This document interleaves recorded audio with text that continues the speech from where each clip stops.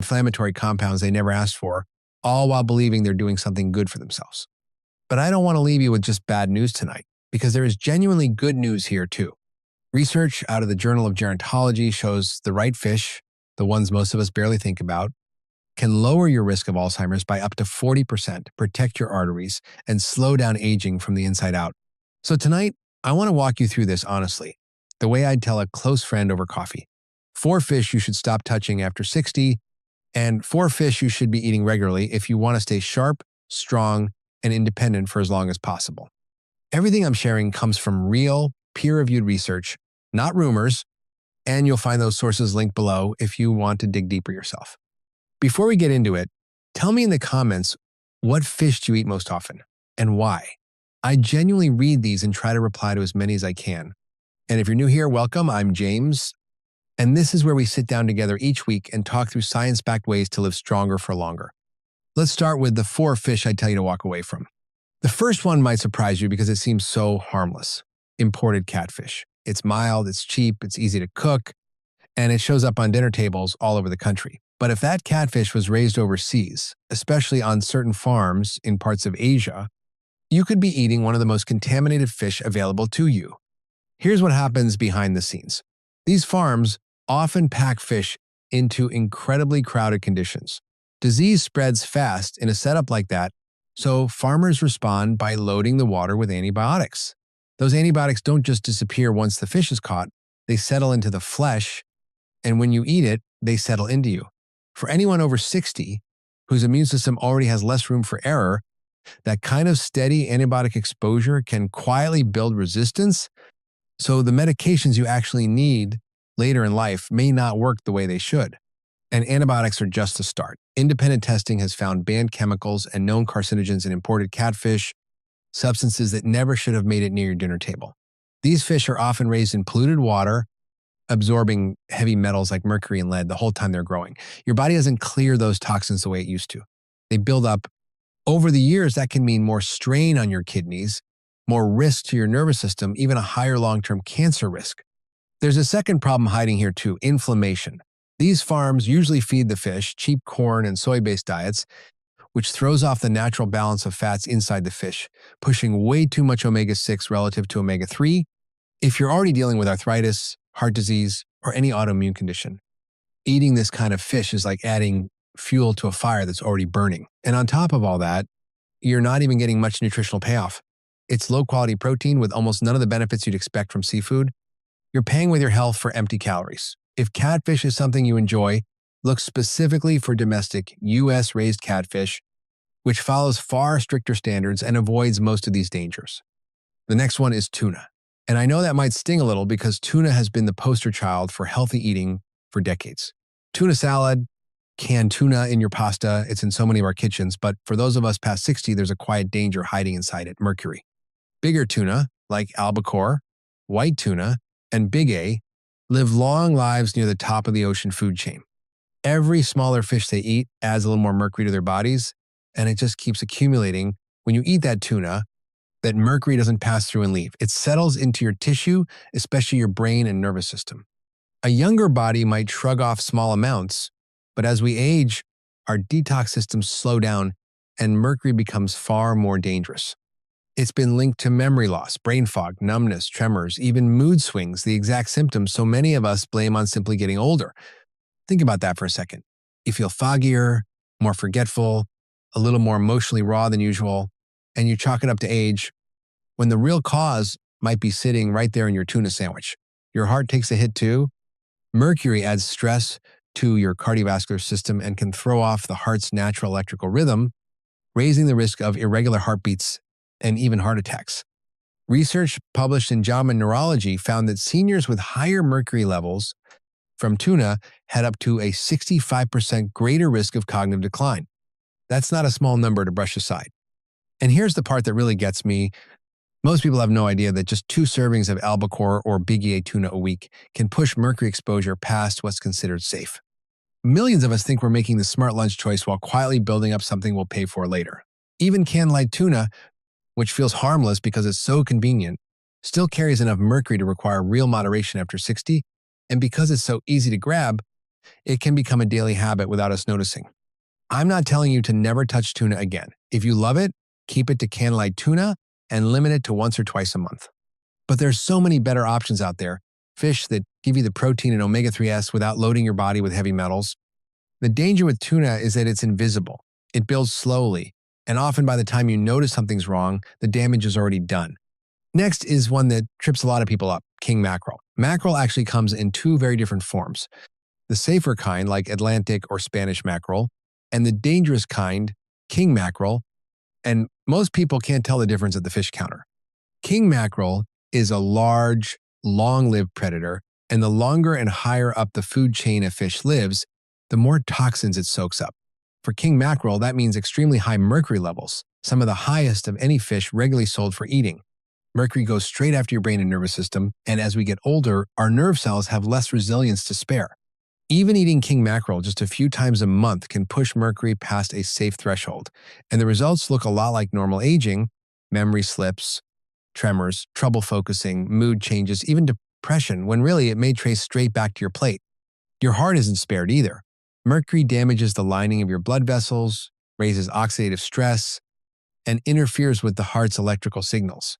For anyone already managing high blood pressure or an irregular heartbeat, that's a genuinely risky combination, and studies have tied regular king mackerel consumption to a meaningfully higher risk of heart attack and stroke. What makes this worse is that grocery stores and restaurants often just label it mackerel, with nothing to flag which type you're getting. So you could order what sounds like a healthy grilled mackerel dinner and have no idea you just ate one of the riskiest fish on the market. Both the FDA and the EPA specifically warn seniors, children, and pregnant women to avoid king mackerel entirely. It sits on the short list of fish to simply never eat. And if you already have kidney or liver issues, which becomes more common after 60, the risk climbs even higher, because those are the organs responsible for clearing mercury out of your system in the first place. To be clear, this isn't about avoiding all mackerel.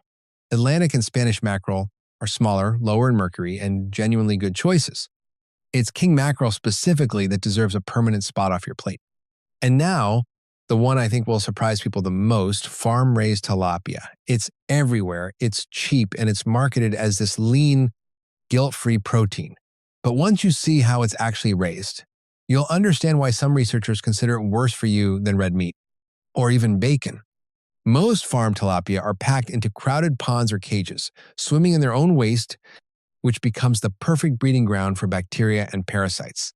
To keep them alive in those conditions, farmers lean heavily on antibiotics, pesticides, and antifungal treatments, and just like with the catfish, those chemicals don't vanish, they end up in you. Then there's the feed. To cut costs, tilapia are often fed cheap fillers, corn, soy, even chicken waste as a protein source. That unnatural diet completely warps the fat profile inside the fish. A healthy human diet aims for something close to a 1-to-1 or 2-to-1 ratio of omega-6 to omega-3 fats. Farm tilapia can come in at 11-to-1. That kind of imbalance acts like gasoline on inflammation already brewing in your body, whether that's arthritis, heart disease, diabetes, or even Alzheimer's risk. Some studies have actually found tilapia raises inflammatory markers more than eating bacon or a hamburger does. Sit with that for a moment. On top of the inflammation problem, testing has found dioxins in farm tilapia, industrial pollutants that settle into fat tissue and stay there for years, linked to cancer, immune suppression, and hormone disruption. And unlike wild fish, farm tilapia is also just nutritionally thin, lower in omega-3s, selenium, and B12 than you'd expect. You end up with a fish that fills your stomach but gives almost nothing back. For seniors, that combination can show up as worsening joint pain, higher cardiovascular risk, more vulnerability to infection, and long-term cancer risk building quietly in the background. And the frustrating part is, there are affordable wild-caught alternatives, sardines, cod, trout, that give you everything tilapia promises without the hidden cost. So that's the hard part done. Now let's talk about what actually belongs on your plate, because not every fish is working against you. Some of them are among the most healing foods you can eat after 60. And the best part is, none of them require a big budget. Let's start with one that never gets the credit it deserves, wild-caught Pacific cod. It doesn't have the flash of salmon, but it might be one of the most efficient, senior-friendly proteins out there. One serving gives you around 40 grams of high-quality protein with barely 2 grams of fat. and only about 180 calories. That matters enormously when you consider that sarcopenia, age-related muscle loss, affects nearly half of people over 80. Without enough usable protein, muscles shrink, balance weakens, and independence starts slipping away. Cod gives your body exactly what it needs to fight that without weighing you down. Cod is also loaded with selenium, and most of us are running low on it without realizing a single serving covers more than 100% of your daily needs. Selenium supports your thyroid, strengthens your immune defenses, and works as an antioxidant, fighting the kind of oxidative stress that quietly accelerates aging. Research from the NIH has even connected higher selenium levels in seniors to better cognitive function. So when you eat cod, you're not just feeding your muscles, you're protecting your mind too. It also brings phosphorus for bone strength and vitamin B12, which becomes harder to absorb as we age, and when it's lacking, can lead to fatigue, anemia, and nerve trouble. Because Pacific cod lives a relatively short life in cold, clean Alaskan waters, it accumulates far fewer toxins than longer-lived predators, and Alaska's cod fishery is managed with real care, so you can eat it regularly without mercury worries. It's also gentle on digestion, mild and flaky, which makes it a relief if oilier fish tend to sit heavy with you.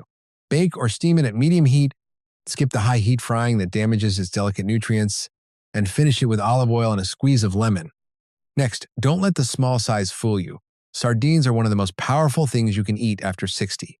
They're one of the richest sources of omega-3s of any fish, and as we age, our bodies produce more inflammatory compounds, the same inflammation behind joint pain, arthritis, clogged arteries, and cognitive decline. The EPA and DHA in sardines act almost like firefighters inside your cells, cooling that inflammation down and supporting healthy blood flow. Research consistently shows seniors eating fatty fish like sardines at least twice a week experience less heart disease, better mobility, and steadier moods. Sardines are also one of the few natural food sources of vitamin D, a nutrient that gets harder to produce from sunlight as we age. One can cover roughly 40% of your daily need, and paired with the calcium and phosphorus in their soft bones, you get a genuinely powerful combination for bone strength, almost like nutritional insurance against fractures. Because sardines sit at the very bottom of the food chain, feeding on plankton instead of other fish, they carry almost no mercury, making them one of the safest fish you can eat on a regular basis. They also deliver B12 for nerve health and complete protein to help preserve muscle mass. And they couldn't be easier to work into your week straight from the tin, mashed onto whole grain toast, tossed into a salad or pasta. Then there's wild-caught Alaskan salmon, which nutritionists around the world consistently point to as close to medicine. Its omega-3 content, specifically EPA and DHA, is essential for brain health. Research out of the University of Pittsburgh found that seniors with higher DHA levels had larger brain volume and stronger memory performance. That means salmon doesn't just slow decline, it actively supports a sharper, more resilient brain well into your 70s and 80s. It's also a strong anti-inflammatory, and clinical research shows eating wild salmon at least twice a week can meaningfully lower markers of inflammation tied to heart disease and joint pain. On the protein side, a serving delivers around 40 grams, exactly the kind of high-quality, easily used protein your body needs to hold on to muscle and stay steady on your feet. That pink-orange color you see isn't just for looks either. It comes from astaxanthin, a powerful antioxidant that protects your cells from oxidative stress, supports skin, eyes, and endurance. Add in selenium, B12, B6, and vitamin D, and you've got a fish covering an enormous range of what an aging body needs. Because wild Alaskan salmon swims freely and eats a natural diet, it stays far cleaner than farmed salmon with lower mercury and fewer contaminants. Bake, steam, or grill it gently, pair it with vegetables and olive oil, and you've got a meal that supports longevity in every bite. And finally, the one I'd put at the very top, rainbow trout. It quietly combines the best of everything we've talked about tonight. Trout raised in the United States is held to strict regulations, raised in clean, controlled freshwater systems, which means none of the mercury or hidden chemical concerns that come with less regulated farming. One serving delivers around 1,000 milligrams of omega-3s, right, in that sweet spot for protecting your heart and calming the inflammation behind arthritis, stiff joints, and cognitive decline. Trout is also mineral-rich in a way that matters enormously after 60. Potassium helps balance sodium and support healthy blood pressure, which matters given nearly 70% of seniors deal with hypertension. Phosphorus protects your bones, iron fights fatigue, and zinc supports immunity, healing, and even your sense of taste and smell. Its B vitamin profile is strong too, especially niacin, which helps raise good cholesterol and lower bad cholesterol, alongside B12 to keep your nerves firing properly and your mind clear. Add in vitamin E for cell protection, and you've got a genuine triple defense against oxidative stress. Trout is also just easy to eat, mild, tender, gentle on digestion, and versatile enough to bake, pan, sear, or grill with herbs and lemon without ever getting boring. Clean, safe, and packed with nearly everything your body needs after 60, it's hard to find a better everyday fish. So here's where that leaves us. Some fish, the imported catfish, the tuna, the king mackerel, the farm tilapia, can quietly work against everything you're trying to protect: your heart, your memory, your independence. And others, the cod, the sardines, the wild salmon, the rainbow trout, can genuinely help you heal, protect your brain, and keep you strong for years to come. You don't need to overhaul your whole diet tonight. Just start small. Swap one fish you've been eating out of habit for one that actually works in your favor. Add one more serving of the right kind each week. Those small changes, stacked over months and years, are what quietly build a stronger, sharper, more independent future. If this was helpful, hit like, share it with someone who loves seafood, and subscribe so you don't miss what we cover next. I'd love to know, what fish do you eat most often? And will tonight change what's on your plate this week? Drop it in the comments. I read everyone I can. Here's to making smarter, science-backed choices and to living stronger, longer.